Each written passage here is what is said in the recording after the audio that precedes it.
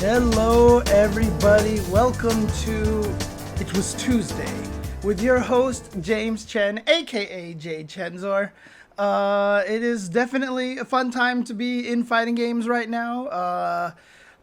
Unfortunately, I haven't had a chance to get my hands on Mortal Kombat 1 yet, so I don't really have much to be able to talk about that. Obviously, it's a brand new game. I would love to give impressions and talk about the game and discuss, how I felt about it and stuff, but I unfortunately do not have the game right now. At some point in time, hopefully I will get a chance to play it, but we'll see what happens. But again, that's come out, but just on the horizon is Tekken 8, already announced to be released early next year at the start of 2024. So we've got all sorts of new fighting games coming out. Under Night, In Birth Celeste is announced, and we'll be going over their new character. But right now, Street Fighter 6 is continuing to chug along here. And we've had one DLC character, obviously, in Rashid. And now we are having the next character coming in just a week, and that is A.K.I. And so far, everything that we've seen from A.K.I has been looking fantastic. So let me go ahead and set this topic over here. Capcom, doing their due diligence, has released a little bit of information for the characters as we go. And the latest thing that they released was the character guide. Now, these are the character guides that are going to be in-game, I'm pretty sure. So this is going to be the same character guide as we see in-game itself. But my goodness, this character looks good. Looks very strong. Now, the character guide is 10 minutes long. I know I usually watch it one time through and then go ahead and pause and stop and everything like that. But since the character guides are so long, I suggest you guys, just look up A.K.I character guide on YouTube. You can watch it at normal speed on your own. But we'll go ahead and just watch this in general in analytical mode right from the get-go. So let's go ahead and do this just like we did for Rashid when his character guide dropped. And the first thing I'm going to say about A.K.I.'s character guide is she looks so strong. She looks ridiculously strong and very powerful. Now, the nice thing about this is that so did Rashid.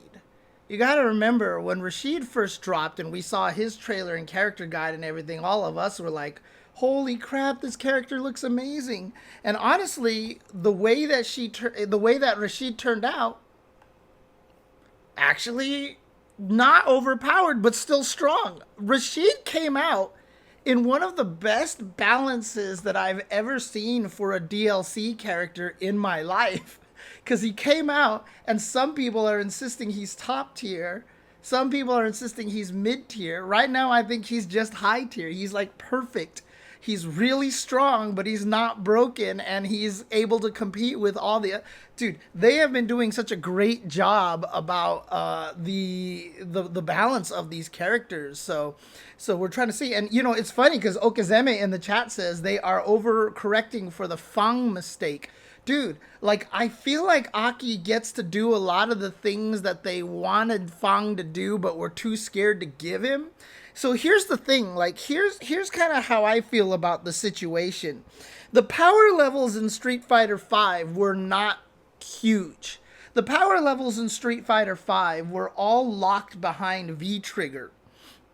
What happened in Street Fighter 6 is that the power levels are really high in general. And so, sorry, got something stuck in my teeth here.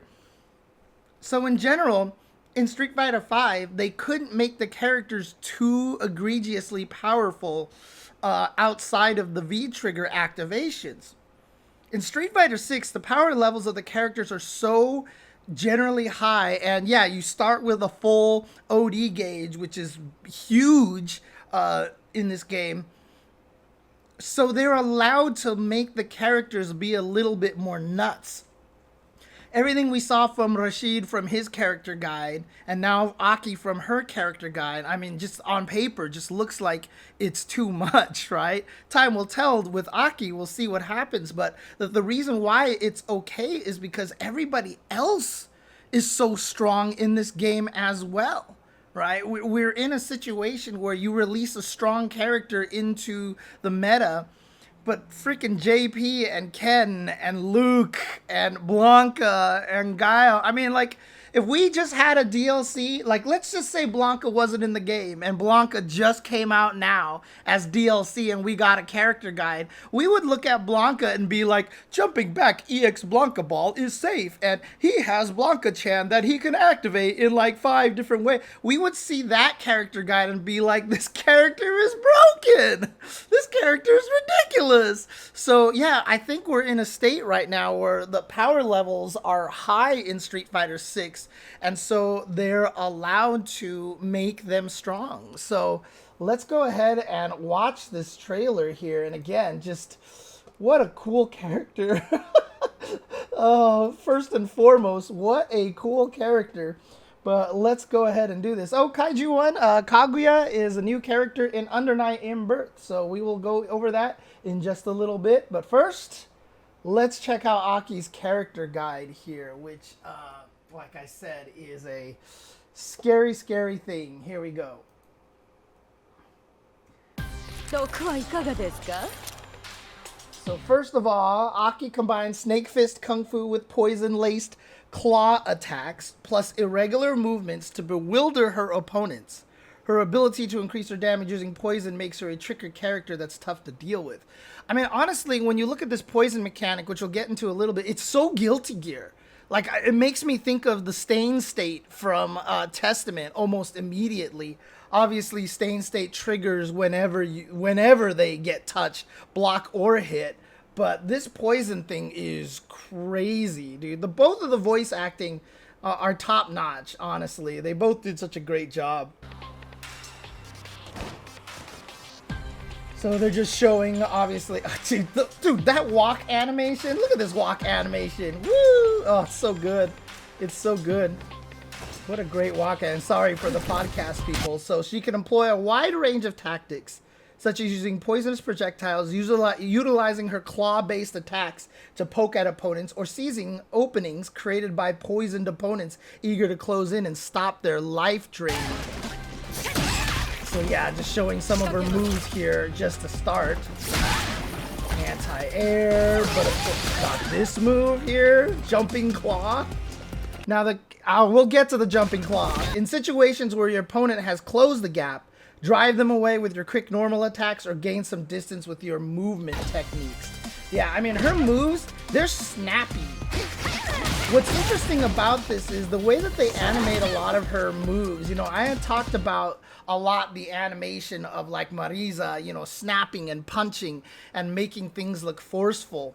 You know, the funny thing about the way that they've animated Aki, if you kind of notice, to make it very snake-like, she has a lot of the startup and then the snap into the attack. But the difference between her and what Marisa does is that after it attacks, it snaps back to the original position very quickly. Marisa indicates power because when she punches, her fist stays out. But a lot of Aki's attacks are boom, and then they have that snap, but then she pulls back into the starting position again. So you get that kind of snap, and it creates that different look again.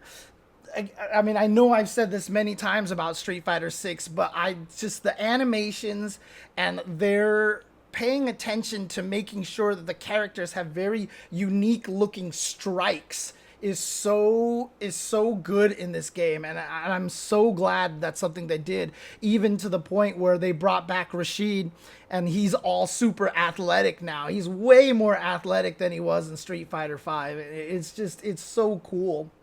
So it says when the opponent is hit with certain attacks, they'll be poisoned. It'll continuously lose vitality over time for a fixed period. The Snake Lady and Scorpion dude from Martial Masters. I mean, probably no coincidence, because I think they use the same martial art, right? Pretzelist. Pretzelist. Nice. Are you an expert at pretzels? Because if you are, you must really enjoy using geese in a lot of the old KOF games then.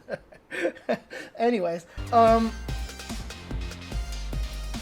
so they're showing the poison here. It gets hit by the bubble, and you can see the life drain. And someone pointed out, in a game with no chip damage, like, I feel like this life drain is going to be really big because this is scary now.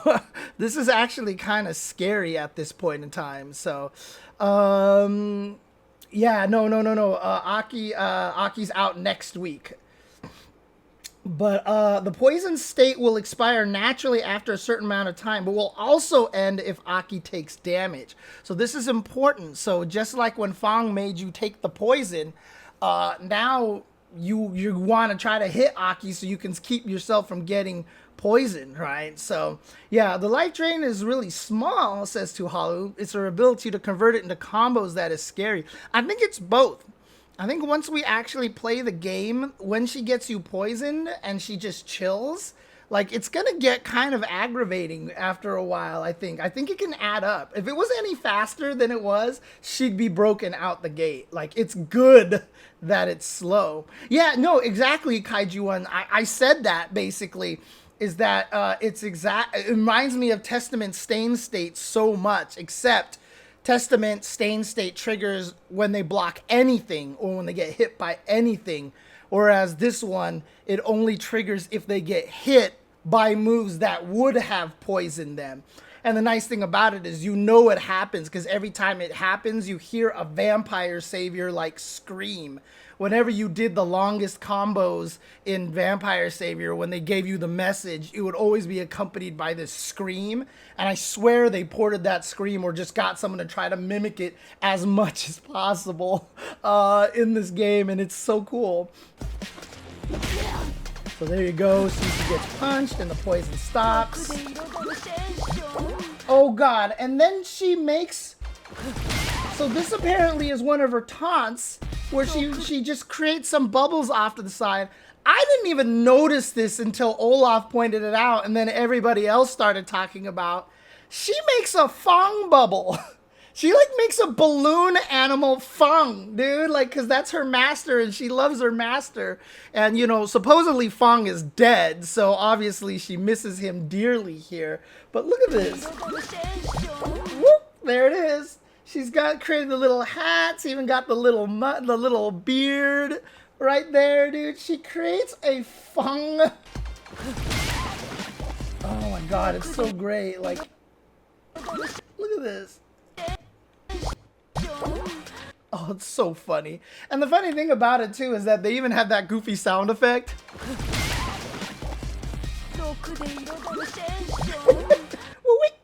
Just this goofy little sound effect. It's so cute, dude. She makes a F.A.N.G bubble in her taunt, dude. That's so funny. Tuhalu says, the poison lasts like 5 seconds and does at most 5% damage by itself. Not that I timed it or anything, but no, that's good. That's good information. I think that's actually pretty good. So, I mean, look, Razalicious, who says, you sure F.A.N.G is dead? Thought I read her bio implying he's alive somewhere. Dude, Nash came back, okay? Like, they can do whatever they want. Didn't F.A.N.G, like, blow up on a bridge with one of the dolls in Street Fighter V story? Because I know that they said that one of the dolls is dead, if I'm not mistaken. And so they even mentioned that here in Street Fighter 6, that one of the dolls is dead, that Cammy couldn't save her. So, yeah. But again, anybody can come back. Look at Aki's face. Look how happy she is. Look how happy she is creating that F.A.N.G bubble, dude. It's so amazing, dude. I love it. Like, she's so creepy. She's so weird. But then anytime it has anything to do with F.A.N.G, she just becomes the biggest fangirl in the world, dude. It's so funny. Her face reminds you of someone you don't like in real life. That's not good. Hitting poisoned opponents with certain attacks will also trigger Toxic Blossom, which ups damage and changes the behavior of the triggering move. This will allow you to extend combos or create new setups. So yeah, here we go. You see her get stabbed. You see Chen get stabbed with the nail. And then, you know what? I don't like the fact that the poison that A.K.I creates looks like a lot of little bugs flying around you.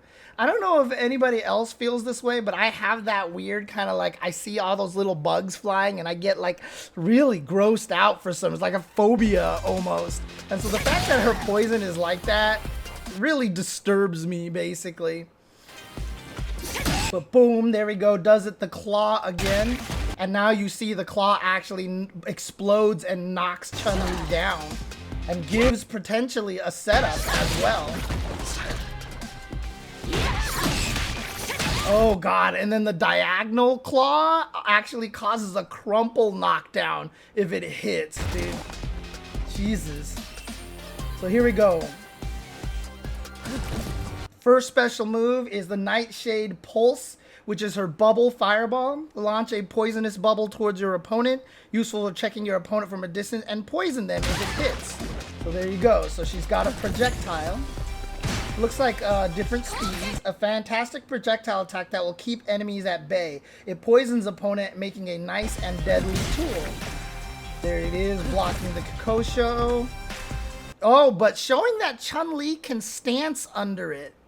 I'm wondering, are they showing the stance under it to show that everybody can crouch under it? Because Chun-Li's stance, does Chun-Li's stance low profile certain things that other people can't low profile when they crouch? Or was that their way to highlight the fact that you can crouch under her fireball? I'm not sure. It can be followed up by Nightshade Chaser to extend my talons. Oh, that's right, because it's the people. It can be followed up by Nightshade. Anyway, to extend my talons to detonate the pulse. Use this to enemies who think they're safe moving around. So, okay, yeah, so probably they're just showing that Chun-Li can low profile it so that they can show you later on that she actually throws out the claw. So I don't know if this is a cancel or if this is actually, let's see, bubble, just snap. Like it almost looks like a chain. So I still have the theory that F.A.N.G in Street Fighter V, because he was so obsessed with the number 2, that he was supposed to be able to always do 2 special moves in a row. Any 2 special moves he wanted, he could do them in a row. And it feels like they gave that to A.K.I, because that looked like fireball into the claw without any delay. Like it wasn't a link. It looks like it was a cancel. Oh, okay, so she can get under sonic booms. Yeah, okay, that makes sense. You're right, you're right. But they were just showing that, so now when A.K.I claws the bubble while it's over Chun-Li's head, it actually pops and creates an AoE attack and actually catches Chun-Li while crouching there. Yeah. So Nightshade Pulse paired with Nightshade Chaser can trigger Toxic Blossom at close range, an effective combination to increase the damage. So yeah, they're just showing that it's literally a combo. Yeah, so she's comboing into Fireball into Claw. So literally, yeah, it's a cancel. It's chaining. So like I said, I feel like because the power levels are so high in Street Fighter 6 compared to Street Fighter 5, that A.K.I is doing everything that they originally wanted F.A.N.G to be able to do. Originally wanted F.A.N.G to be able to do. So one more handy thing to remember. You can perform an overdrive snake step right after Nightshade Pulse, which is her OD command dash. So she can cancel that into her OD command dash. Close the gap from a distance by moving in along with the pulse, or use that as an insurance if you feel you may get jumped in on. There's probably ranges where it'll be plus on block based off the timing of the fireball hitting the opponent. In this example that they show over here, it looks like, yeah, she gets there before the bubble and it allows her to do a combo extension. But I got to imagine as well at certain ranges, you can probably get the bubble to be blocked right when you finish your command dash so that you actually have plus frames as well. So love the border overlay. Yeah, like I said, I believe this is the overlay in game. I think it's the overlay is in game. So this is the command character guides that are in the game directly. So they just put it on YouTube basically. So overdrive version of the fireball. This version boasts a faster recovery, and the pulse will also hit multiple times. Use this pulse as a shield to make it easier to keep on the offensive. So here we go, you see that? Yeah, just goes right through regular projectiles. And then you see her drive rush afterwards. Oh boy. And I think this is the first time we've seen her drive rush animation. God, that drive rush animation is crazy. Do you see her? She's like spiraling the entire way. She's like literally spiraling the entire way. Oh god. Nightshade Chaser's explosion area also increases. Yeah, so it shows how the AoE effect after you hit it with the claw is larger on the OD version. Yeah, Yuki making art. Yeah, her drive rush goes hella far. So we'll see this again. Look at this. Like if she just lets it rock, if she just lets it rock.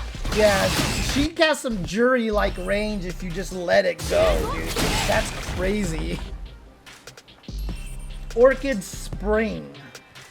Talons pierce the ground, creating a pool of poison. So this is the new Ryobenda, except the Ryobenda used to hit like people. It was a wall. This one isn't a wall, but it's actually just a poison puddle if you're on top of it. And we'll see some really cool shit thanks to this in a little bit. But yeah, she just drops a puddle right in the middle of the screen. And creating a pool of poison. As you can see, Chun-Li walks over it. Now she's poisoned. Poison makes its way into the enemy if they happen to come in contact with the pool, and it cannot be blocked. Use this as a way to create zones where it's hard for the opponent to move freely. It's basically take the poison combined with Ryobenda, right? She plants something on the ground. You can't block it. You're gonna get poisoned. And for what we can tell so far, if you block the fireball, the bubble, it doesn't seem like you get poisoned. Right? You don't get poisoned by blocking the bubble, but this one it seems like you can't avoid because of the pool on the ground. Spiral arrow better float over. Yep, there you go.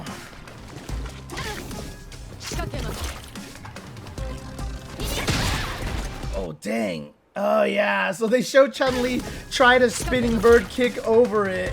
And then she's like, nah, claw you out of the sky.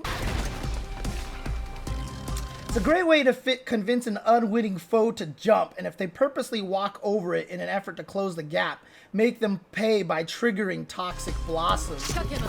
Right, so now they jump, she anti-airs with a move that looks a lot like Manon's little pirouette kick, but I think Aki's is just a normal.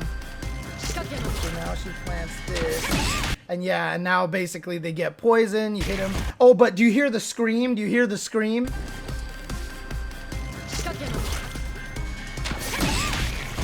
That noise. Whatever that noise is. Whatever that noise is, like, I love it. And that's an indication that the Toxic Blossom triggers. Every time you hear that weird scream sound effect, that high-pitch screech, that's whenever the Toxic Blossom triggers. And what a cool sound effect. When you're likely using it at long range, I must say it's most enthralling to use after you pursue an opponent into the corner. So yeah, basically showing a knockdown combo, planting the puddle exactly where they get up so they can't avoid it, and they get up right into it. Toxic Wreath. Slashes forward with talons while creating a poisonous bubble and then immediately bursts it. Easy to use in combos or attack sequence and poisons the opponent if hits. So this is kind of like the Arabian, wind, the Arabian wind that Rashid has, where he does that little quick kick in front of him. She just creates a bubble and quickly slashes it and explodes it right in front of her face. It's going to be interesting to see what the uses of this move are. That didn't, interestingly enough, that didn't trigger the Toxic Blossom. So if you actually see this, Chen is poisoned. She hits her with the bubble explosion, but there's no scream and no extra kind of like a different kind of knockdown. An effective close range attack best used in combos or attack sequences.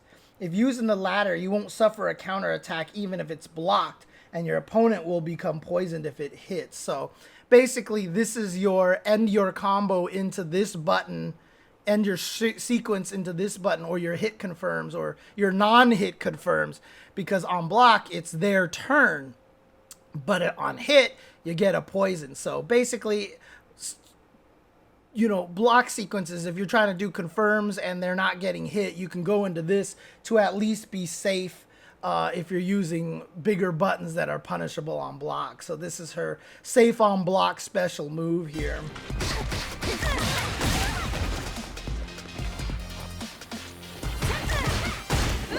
Yeah, there you go. Nice. When used in a combo, it can also hit mid-air opponents. Launch an opponent into the air and follow up with another attack. So she does a drive rush juggle into that bubble and gets something even after that. So the bubble launches higher as an air, when it hits air characters. So it actually gives her more combo after that. Ow. That's cool. Never forget to mix in Toxic Blossom opportunities into your offense when you have the opponent carrying in the corner. Drive impact, launch, boom. That's crazy. And I see, so this move over here, when triggering Toxic Blossom out of her coward crouch, I guess causes that tumble knockdown, which is what allows her to drop the puddle there in the corner before the opponent can get up and punish her. So that's a really nice thing. So basically, you juggle with the Toxic Wreath, and then you juggle later on with that coward crouch stabby move to cause the tumble so that you have time to plant the poison puddle on the ground.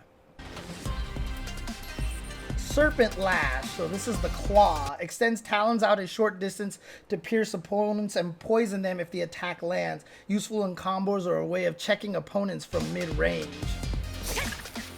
Yep, so, God, is there a move analogous to this? Like, I'm trying to think of a special move that's similar to this. I guess you could almost consider it like Johnny Mistfinder, right? It's just attacks that go in 3 different directions, except she goes straight, diagonal, and then up. So it's forward, diagonal, and up are her 3 versions of this. Serpent Lash's attack direction changes on the button press. His property also changes if it triggers Toxic Blossom. Of course, makes sense. The light version is sublime for mid-range space control. Triggering Toxic Blossom will send your opponent flying away, allowing you to choose between closing the gap or maintaining your distance. So the light one normally just poisons. On Toxic Blossom, it causes a knockdown. Is it a knockdown that, let's see, hang on a second, let's see something here. So knockdown here. Okay, Chun-Li does do a quick rise. Okay, I was trying to see. Oh yeah, Goken Fireball. It's a good way to look at it. It's a good way to look at it. It's like Raven's moves. Oh, that's right. Raven did have that claw thing, didn't he? Good point, Fanta, and thank you for the subscription. Thank you for the continued subscription here. Wow, 30 months. Let's go.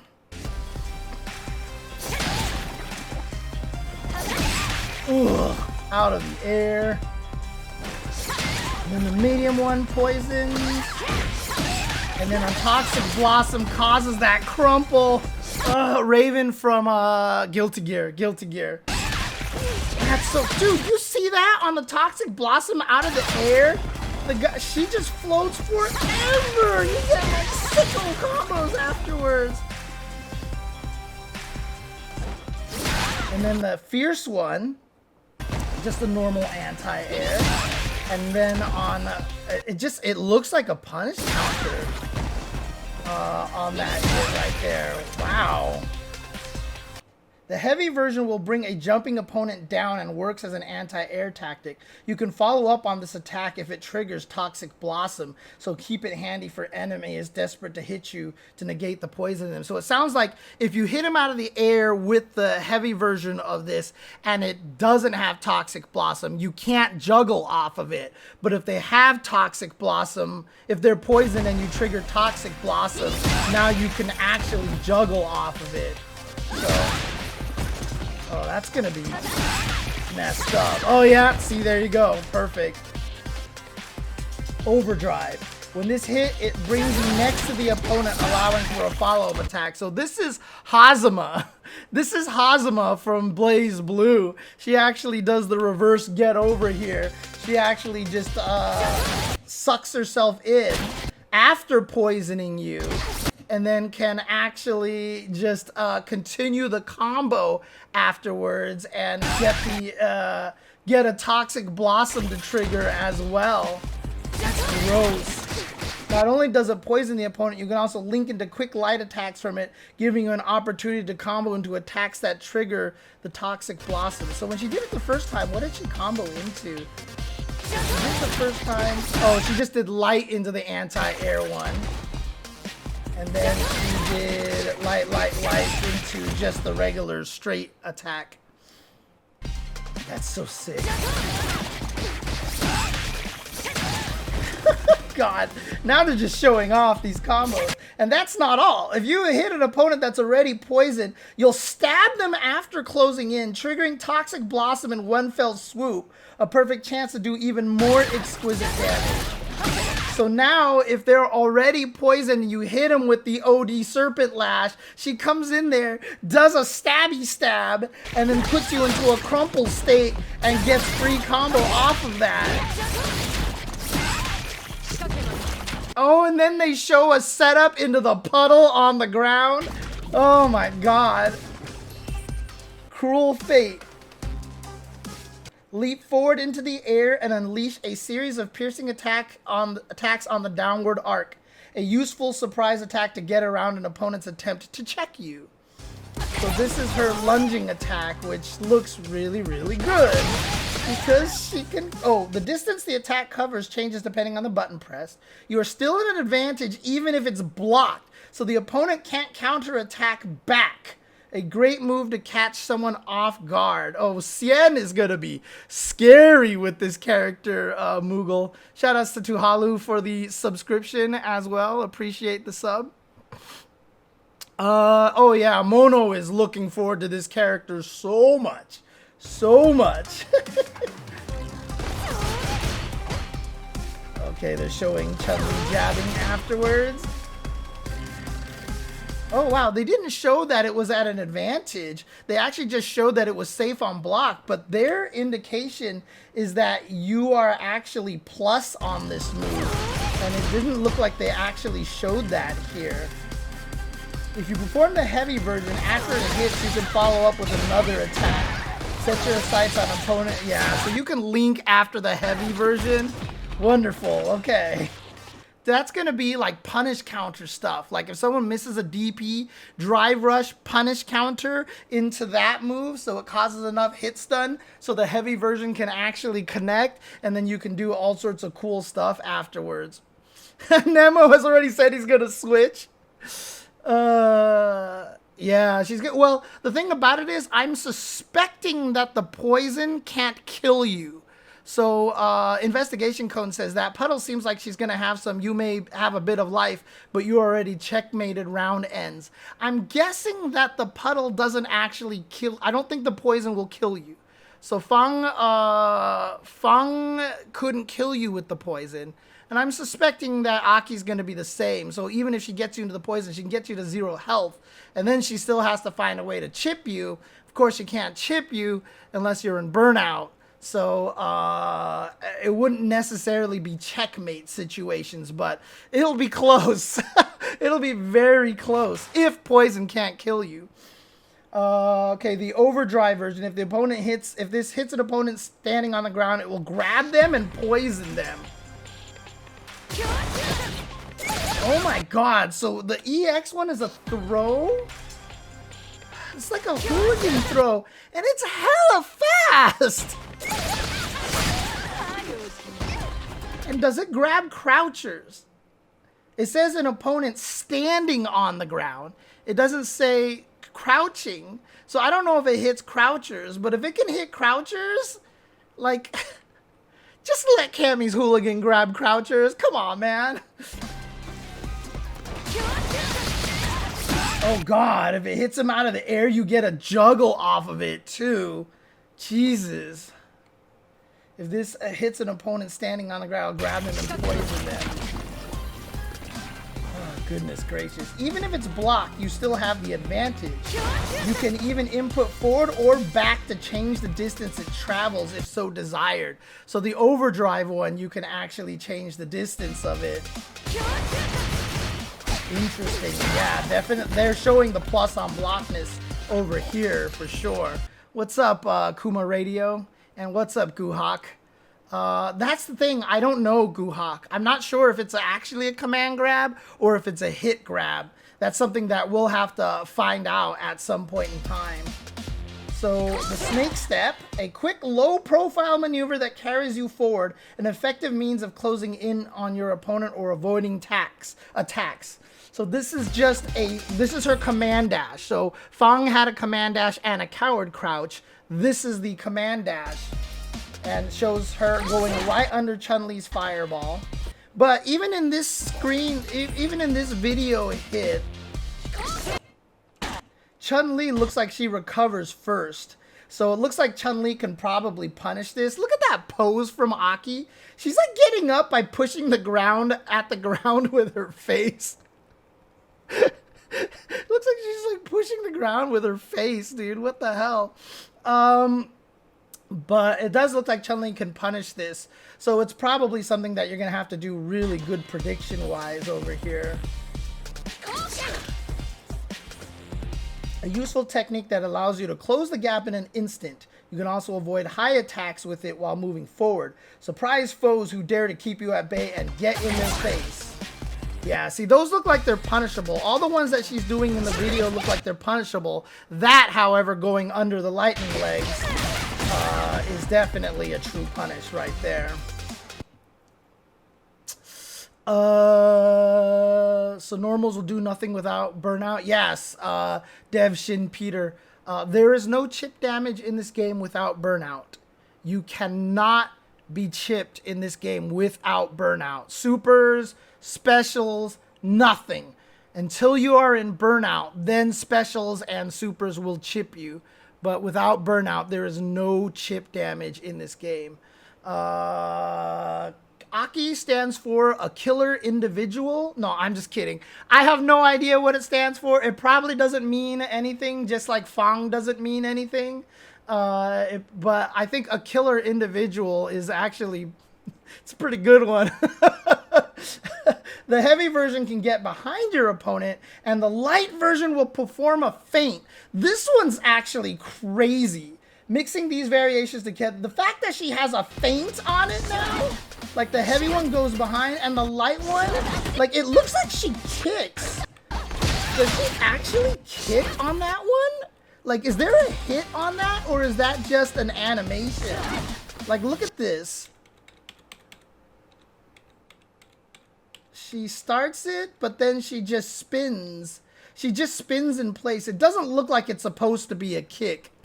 It doesn't look like it's supposed to be a kick. But having a feint is really, really scary. Oh, man. Oh, no. Is that the Toy Story tweet, Mike? Is that the Toy Story tweet? Because if that is, oh, okay, okay.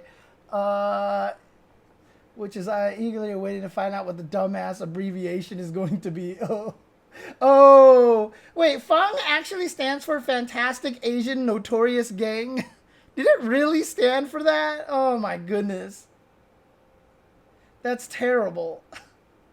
Well, then it makes sense, right? Because if it's If F.A.N.G is a gang and Aki is by herself, it might actually be Asian killer individual.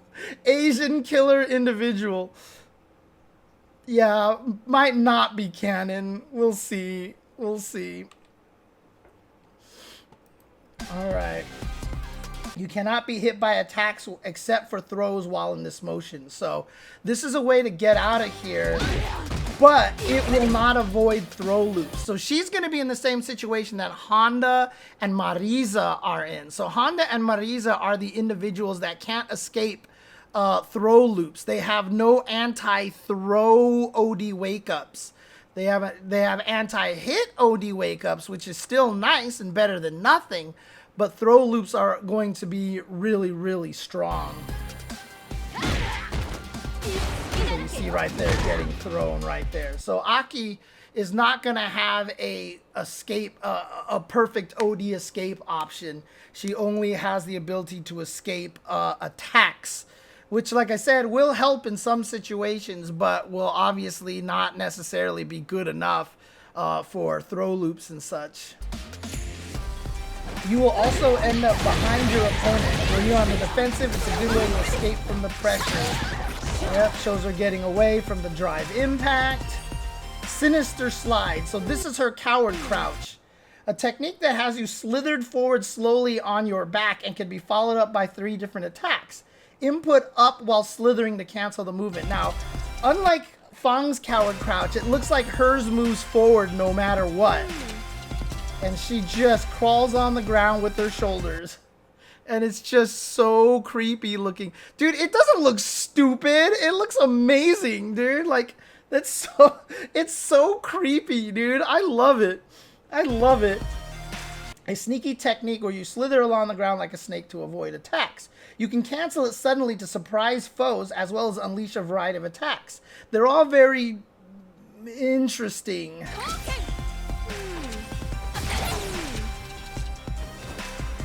Dodging fireballs and then canceling to avoid getting kicked. The first attack is Venomous Fang. It's a deceptively fast, long-range charging attack. This is Voldo. This made me think of Voldo when I first saw it. It leaves you very vulnerable if blocked, so it's best to use the combat projectiles in combos. It looks like it's projectile invincible. It is projectile invincible, dude. So while she's crawling like this, look at this. She goes right through Chun-Li's fireball. Dude, that's crazy. Oh yeah, and there they show her doing the coward crouch into that Venomous Fang to cause the Toxic Blossom tumble so she can get the setup off of that. Next is Heel Strike. While it's not on the same level as the Masters, it's still an effective, easy-to-use attack.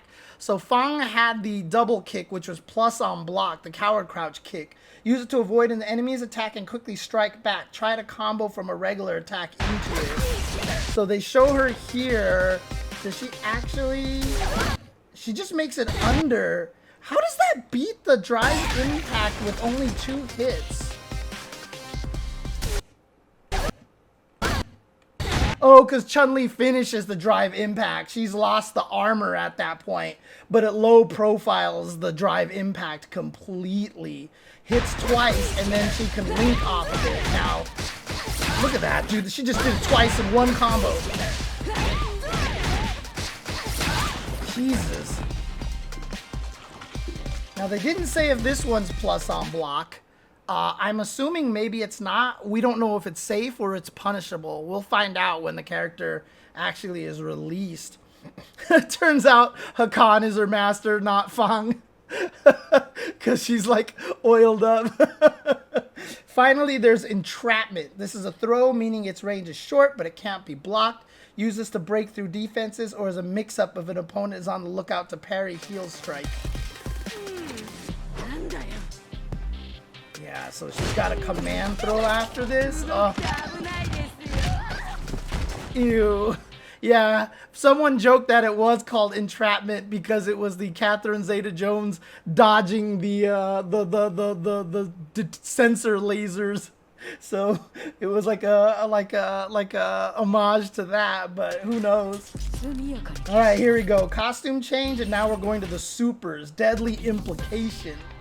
Launch an opponent into the air with a kick and entrap them in a gigantic poisonous bubble. Flap to your floor safely like F.A.N.G, and useful as a counterattack or follow-up, and poisons the opponent if it hits. So the fact that she actually poisons on hit makes this really probably one of the more useful level 1 supers for just landing combos, to be honest with you. It's very Lolita for a 613. I think that's kind of the look they were trying to go. The fabulous attack can be used. This fabulous attack can be used in many situations. It was taught to me by the master. It's particularly useful when in burnout and cornered, or in toxic blossom combos. Try to fit it in to maximize damage and your foe's misery. Yeah, get out of here. Blows up JP's drive impact, and here we go. Toxic blossom combo.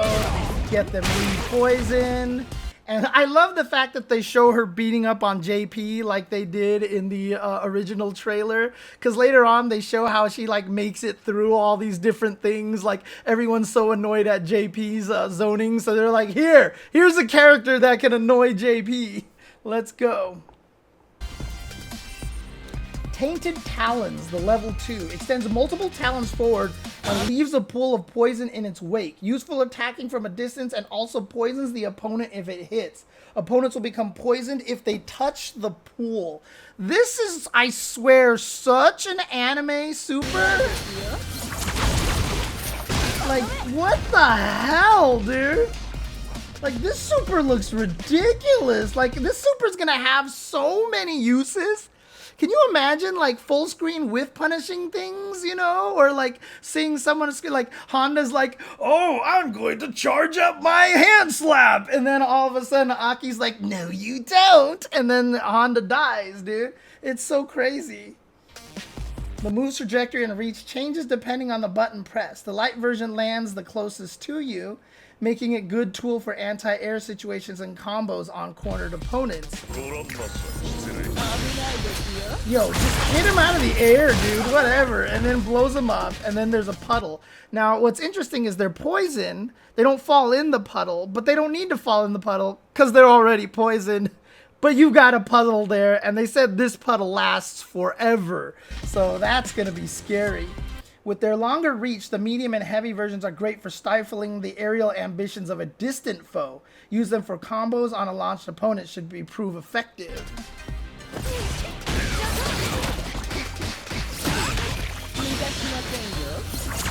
Jesus. Combo off of the heavy fireball that launches them way over there.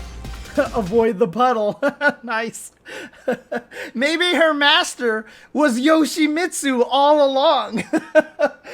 I mean, come on. Yoshimitsu has poison breath. He's kind of crazy too. Maybe Aki's master was Yoshimitsu the whole time, dude. Avoiding the puddle. Avoid the puddle is the name of one of Yoshimitsu's attacks. That's why. So that's where Eris got the name from. There's literally a move called Avoid the Puddle that Yoshimitsu has. So don't forget to make good use of the poison pool that's left in the wake of the attack. After it hits, go on the offensive to push your opponent into the poison, and then aim to trigger Toxic Blossom. So yeah, in the corner here, she combos into it. And now the person's gonna get up into it. Now this is the sick part, okay? Because when she does a combo to the guy who's standing on the puddle, when she triggers the Toxic Blossom, because the character is standing on the puddle, he immediately gets poisoned again, and you're able to do another Toxic Blossom in that same combo. This is such a sick idea. So here we go. Attack, attack, boom. Here we go. Trigger, boom. With the Hazama reel in, she stabs him, triggers the Toxic Blossom to get the crumple state, but then he immediately gets poisoned again by the puddle, and so she gets to trigger the Toxic Blossom again twice in a row. It's so cool. That's so cool. So Toxic Blossom, if you're poisoned and you hit them with a move that poisons again, certain moves trigger Toxic Blossom. It just changes the way they get hit. So it either changes a normal hit into a knockdown hit, a regular knockdown into a crumple, etc., etc. So it just charges up, it powers up certain moves when you get hit, and you always hear that Vampire Savior-esque scream when she does it. So if you listen to it, listen to the screams.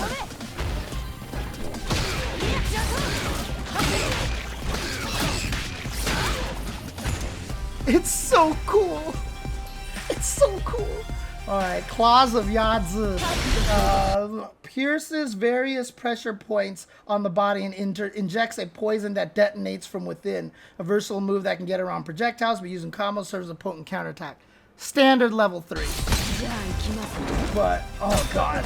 I still love this level 3 animation. I talked about the whole history of the Bagua in a recent video as well. So if you want to learn all the history about the Bagua, you can check that out over there. My magnum opus! But then she has the CA.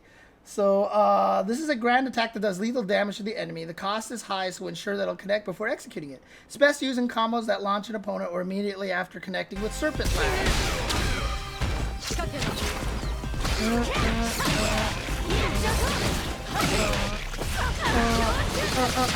Jesus Christ! This combo! And so here's the oh, this is the regular one here. And so yeah, they should. So once you've come to grips with your attacks, you can try to use it as a counter to an opponent's projectile as well. At any rate, ensure your aim is true and erase your foe from existence. So here they show her fighting against the JP over here. Oh dang, yeah, get wrecked. And then they show the CA version. So this is the critical art version here, where she just stabs you everywhere really fast, then wraps you in a bunch of wraps your body in her claws like a chain, then stabs you in the head, and your character goes wah, and then she blows you up by squeezing you with the chains. It's so cool. Now, while this animation is sick, I do like the other one a little bit more just because I like the Bagua symbol. I do like the Bagua symbol. I think that's really cool, and that's still one of my favorite parts, where she just pushes your head to the side so unceremoniously, like whatever, stabs you, and then she kills you. But this one,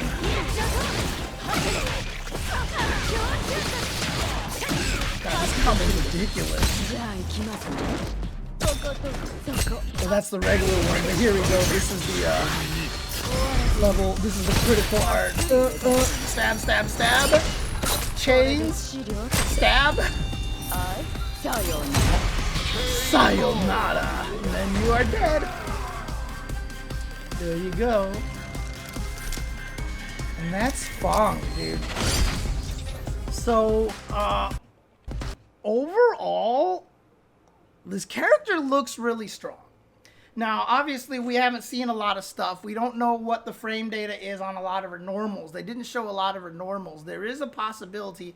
Many of her normals are minus on block, that she doesn't have any safe on block stuff. So she's always got to go into the bubble, you know, the close bubble, so that she can actually keep herself from dying. But she's always going to be minus in those situations. So again, we don't know yet, but the best thing about this is that her playstyle looks so unique, so different from a lot of the other characters, and she looks really strong. And like I said, Rashid seemed that way as well when we first saw the trailer, but it's not available now. Don't do that for us. It's not available now. Coming out next week on the 27th, that's the idea. That's the release date, so 1 week from now. She's gonna be ridiculous, and she looks a lot of fun. She looks a lot of fun. I'm definitely gonna try to see. I'm gonna try to use her. Is it the 29th or is it the 27th? Uh, 27th. Oh, it's Street Fighter 6 is available now, is what it is. So yeah. Let's see. Do they say down here? 27th. 27th. There you go. So yeah, she seems really strong, and I'm happy. And again, it's not even just from a gameplay standpoint. You know, a lot of these character analysis stuff that I like to do, you know, I always talking about aesthetics and stuff, but just her gameplay style seems unique. I mean, it seems like a much enhanced version of F.A.N.G. Like I said, because this game allows for higher power levels, it seems like she's able to do a lot of the things that they wanted to give F.A.N.G., but were too strong in Street Fighter V's environment. Again, most of the characters in Street Fighter V were very straightforward until they activated V-Trigger. That's one of the complaints of Street Fighter V, is that a lot of the characters felt like they were, you know, locked behind the V-Trigger mechanic. It'd be really interesting if they actually made a Street Fighter V variant that you just had V-Trigger on the whole time and see how it would play. Weird. Like, obviously with caveats, but in any case, again, I'm hoping she comes in well balanced like Rashid, because like I said, Rashid is obviously strong but not too strong. She looks like she has that potential to be really good, and I'll definitely give her a lot of a shot when she comes out, as it sounds like a lot of people are going to do. A lot of people seem like they want to play this character, so good choice for Capcom to put her behind the DLC paywall. But in any case, did my voice get a tad lower, by the way? No, my voice is the same. Now, it's not going through the voice meter processing anymore, because voice meter was what was causing the annoying pops every once in a while. So voice meter did change my voice a little bit, but it's a little bit lower. It is weird. Okay. Did you mean lower in volume? Oh, lower in volume. It was probably because the microphone was over there. Yeah. Okay. Fine. Cool. How did I finally locate that? I just tried every option, taking away piece by piece, and I was doing it with somebody else for a broadcast, and we were like, try this, and eventually it just seemed like when we took out the voice meter, it worked, which sucks, because I want to use the voice meter because it's very useful, but because then I can control my volume a little bit more accurately. So one day I'm going to try to make it work with the voice meter again and try to avoid the pops, but we'll see what happens. But that's A.K.I, and character, I mean, I'm excited. 1 week from now, I've seen a lot of other people super excited for this character, so can't wait to see how she plays out. And if she plays very differently too, like, it doesn't feel like she's going to be a crouching medium kick drive rush kind of character, right? But here's the thing, all the characters without an OD wake up and all the characters who don't play with crouch medium kick drive rush are all kind of low tier. Not low tier, mid tier. They're all kind of mid tier. They all definitely end up being more of the mid tier type of characters. Honda, Kimberly, Manon, Marisa. Marisa's pretty strong, but still, it's just because she kills you in 2 hits. If she didn't have that damage, like, she would definitely be a lot weaker right now in terms of gameplay, because she doesn't have the OD wake up. Dalsum is another one. Dalsum is a ridiculous character, but because he has no OD wake up, there's a potential for, Dalsum is sometimes not considered that particularly strong of a character. But mid-tier in this game, like Devshin Peter said, is fun. And in fact, those characters I wouldn't even necessarily say are mid-tier. They're probably top tier, right? They're just not high tier. Like, there's S tier, there's high tier, there's top tier, and a lot of these characters are in that top tier. And then there's, like, the mid-tier. Because honestly, I can't even, with good honesty, say that Zangief and Lily and Jamie and Ryu and Manon are considered low tier. Like, they're not low tier, right? They're mid tier characters stuck in a game where, like I said, the power levels are very high. But I think that's good. And so far, the balance has been really strong in Street Fighter V. Again, it has similar problems to a lot of other fighting games, aka why pick Ryu if you can play Ken? Kind of situation here. But even then, I've had Ryu players tell me that they feel like Ryu is super underrated because he can do Marisa-like damage as well, and I've seen it. I've seen players tell me that Dalsum is actually secretly ridiculous because he's got some sick things. You've got me saying that I think Kimberly is secretly better than most people think because she's got a lot of sick things. So again, I don't think there's any low tier characters in the game at all. I really don't. And I think that's really cool. And we'll see where A.K.I stands. We'll see where she ends up. So, right, Dalsum is great, but he's balanced by weak defense. Again, that's the same thing as Kimberly. That's the same thing as Marisa. That's the same thing as Honda, right? Like, all four of those characters are amazing, but balanced by weak defense. And that's why I think A.K.I might not actually be as strong as we think, is because she could end up like the zoning distancy version of Kimberly, where she's really strong, but then as soon as you get her in the corner, like, you're just sad. You're just really, really sad. So we'll see. And Akuma, yeah, dude. We'll have to wait till February next year for Akuma, I believe it is. So we have until then to enjoy our nice balanced game. We'll see. I mean, Akuma always comes out super strong, so we'll see if that happens again. Yeah, maybe a Numanot. Don't know. We'll see. Because I don't know if she's actually a true zoner or not. But I would imagine she'd want to be. Like, if she poisons you, she's kind of want to stay away from you. So you just sit there and absorb poison all day. That would be kind of the idea. So, any case, that's all I've got for A.K.I here. If you guys are watching this on YouTube, I will be talking about Kaguya from Under Night in Birth, and I will be talking about F.A.N.G. Sorry, this one actually is F.A.N.G. But I also want to talk about some other stuff with Kaguya about Under Night in Birth, about content creation. And then F.A.N.G, we're going to talk about some cool things that they announced alongside F.A.N.G for Tekken 8. So if you want to look for these will pop up on YouTube in the next day or two. So check those out. For those of you here on Twitch, please stick around. But for those of you here on YouTube watching this, the day that this podcast graced your ears was the most important day of your life. I got to make sure I do this correctly and not mess it up like I did last week. But for me, it was Tuesday.